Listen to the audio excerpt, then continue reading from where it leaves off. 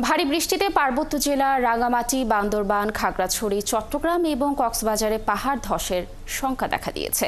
ঝুঁকিপূর্ণ এলাকা থেকে বাসিন্দাদের নিরাপদ আশ্রয়ে যেতে মাইকিং করছে স্থানীয় প্রশাসন।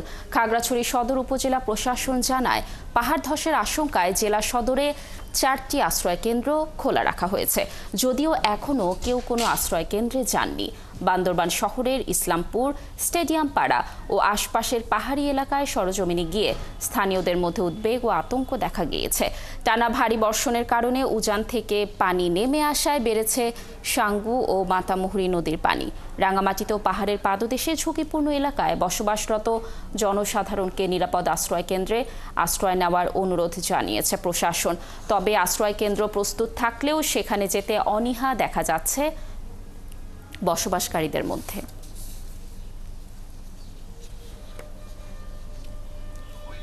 মূলত শালবনটাই পাহাড় ধসের জন্য সবচেয়ে ঝুঁকিপূর্ণ। এরপরে কুমিল্লাটা সবুজবাগ। বৃষ্টি যখন কমে যাবে আবার আপনাদের এখানে চলে আসবেন।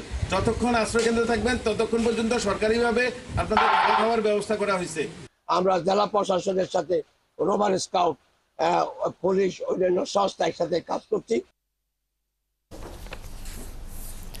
জেলা প্রশাসনের উদ্যোগে রাঙ্গামাটি শহরের 9টি ওয়ার্ডে 26টি আশ্রয় কেন্দ্র খোলা হয়েছে। দর্শক, সেখানকার খবর জানাতে আমাদের সাথে যুক্ত হচ্ছেন সহকর্মী উচিংছা রাখাইন। উচিংছা, কোন কোন এলাকা সেখানে আসলে বেশি গুরুত্বপূর্ণ, ঝুঁকিপূর্ণ, আর সেখানে কতজন বসবাস করছেন, আর আশ্রয় কেন্দ্রে নেওয়ার জন্য প্রশাসন কি কি উদ্যোগ নিয়েছে জানাবেন আমাদের। লাবণী, গত 2 দিন ভারী বর্ষণে কিন্তু রাঙ্গামাটিতে বিশেষ করে এই 17 সালে যে 125 জনের মতো মারা গেছে সেটাকে মাথা রেখে কিন্তু জেলা প্রশাসনের পক্ষ থেকে কিন্তু বিভিন্ন উদ্যোগ নেওয়া হয়েছে। বিশেষ করে এখানে আশ্রয় কেন্দ্র এবং 10 উপজেলাতে বিভিন্ন মসজিদ, স্কুলগুলোতে কিন্তু আশ্রয় কেন্দ্রগুলো রয়েছে। তবে গত 2 দিন থেকে কিন্তু গতকাল রাতে প্রচুর পরিমাণ বৃষ্টিপাত হলেও কিন্তু সকাল থেকে কিন্তু একটু বৃষ্টি ঘুরিয়ে ঘুরিয়ে পড়ছে। তবে আমি একটু দেখাতে চাই, আমি যেখানে দাঁড়িয়েছি সেটা হচ্ছে রাঙ্গামাটি এই ফুড অফিসের আশপাশে কিন্তু এখানে প্রচুর পরিমাণ মানুষ কিন্তু ঝুঁকিপূর্ণতে বাস করছে। তবে এখানে জেলা প্রশাসনের পক্ষ থেকে কিন্তু বিভিন্ন উদ্যোগ নেওয়া হলো। বিশেষ করে যে আশ্রয় কেন্দ্রগুলো রয়েছে সেই আশ্রয় কেন্দ্রগুলোতে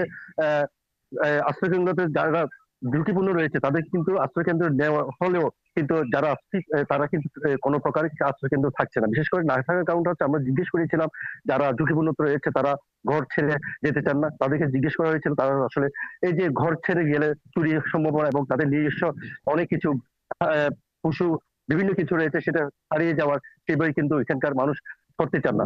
বিশেষ করে আপনার দেখাতে যেটা হচ্ছে বাংলাদেশ বেতার কেন্দ্র, এই আশপাশে কিন্তু প্রায় 5,000-এরও অধিক কিন্তু মানুষ বাস করছে এই ঝুঁকির মধ্যে। তবু তারপরে কিন্তু জেলা প্রশাসন বারবার চেষ্টা করছে এখানে যেন কোনো প্রকার অপ্রীতিকর ঘটনা না ঘটে, কোনো প্রকার হতাহত না হয়, সেজন্য কিন্তু জেলা প্রশাসন থেকে উদ্যোগ নেওয়া হয়েছে।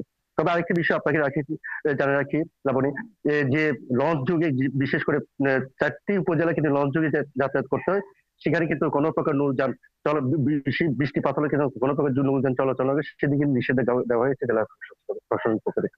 তবে এখানে সর্বোপরি এখানে জেলা প্রশাসন, আইন শৃঙ্খলা বাহিনী এবং স্কাউট এবং বিভিন্ন সংস্থা কিন্তু কাজ করছে কোনো প্রকার যেন অপ্রীতিকর ঘটে। যখন ভারী বর্ষণ হয় তখন কিন্তু চেষ্টা করছে যে মাইকিং করে দেওয়া হয় যেন ঝুঁকিতে যারা বসবাস করছে তাদেরকে জন্য তারা যেন আশ্রয় কেন্দ্র নিয়ে যায়, সেই দিকে কিন্তু প্রশাসন চোখ রাখছে। লাবণী, উচিংছা, ধন্যবাদ আপনাকে আমাদের সাথে যুক্ত থাকার জন্য। দর্শক, যেমনটি বলছিলাম যে রাঙ্গামাটি শহরে 9টি ওয়ার্ডে 26টি আশ্রয় কেন্দ্র খোলা হয়েছে, সেখান থেকে সর্বশেষ তথ্য জানাচ্ছিলেন আমাদের সহকর্মী।